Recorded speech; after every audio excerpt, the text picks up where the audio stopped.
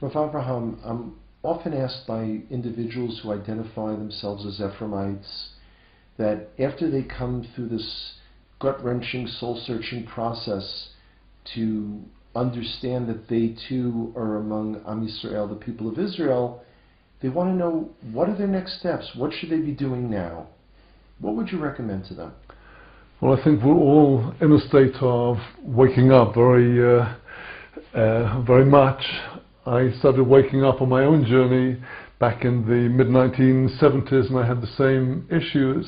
And one of the first things that I discovered for myself is that there's two levels of our service in this world. One is what we receive from God, God's teachings, as the guide to us, the light of God shining to us like the light of the sun.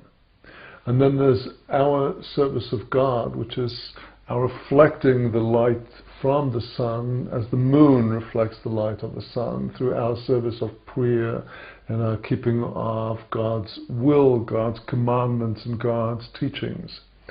And to be with Israel is possible on a number of different levels. There are the Kohanim, the priests. There are the Leviim, the Levites. There are the Israelim, the Israelites.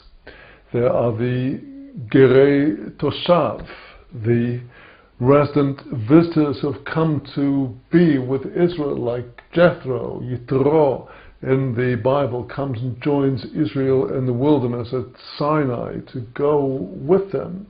Many different levels of connections, and we're all going in the same direction. We must be, if we're part of the Machaneh Yisrael, the camp of Israel, we're all going towards redemption, towards the rebuilding of the temple, the restoration of a world that respects the Torah of God, the creator of the world.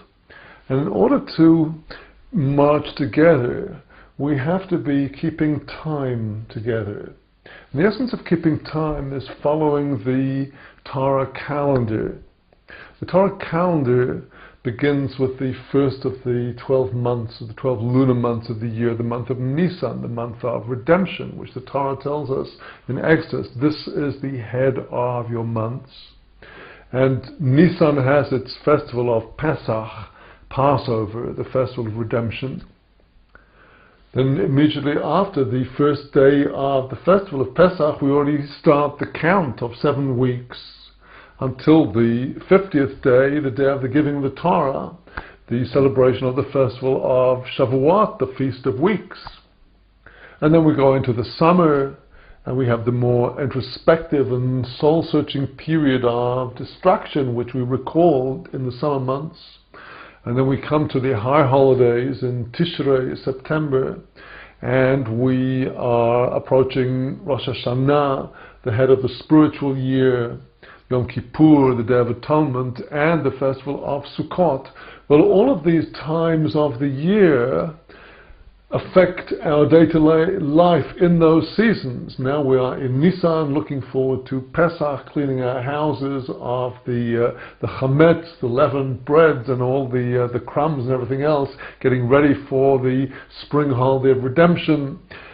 Each period of the year, if we follow through the practices of that period, we are marching together with the camp of Israel. And this goes down to our week-by-week studies as well. Every day should have time for the light of the sun and time for the light of the moon. The light of the sun is the study of the Torah. The light of the moon is prayer, contemplation, beseeching God for His help and fulfilling God's will and God's precepts and commandments. So every day should have its period of Torah study. And every day should have its period of hitbodedut, of private, secluded prayer, and also prayer with dear ones and with community where this is possible. Now, the light of the sun, the Torah, is received each week according to the light of the portion of the Torah that is shining that week. The 5 books of Moses, which are the foundation of our whole tradition, are divided into 54 portions, of which 53 are allocated to each of the 53 Shabbases in a full year. And week by week, when we follow each parasha, starting right after Sukkot, right after Tabernacles, in October, with Genesis, chapter 1, in the beginning God created the heavens and earth, and we follow through the Torah portions week by week, we are marching with the camp of Israel. We're learning vital information from every parasha, from every portion about our conduct, what God asks of us, what God demands of us, what God teaches us to do.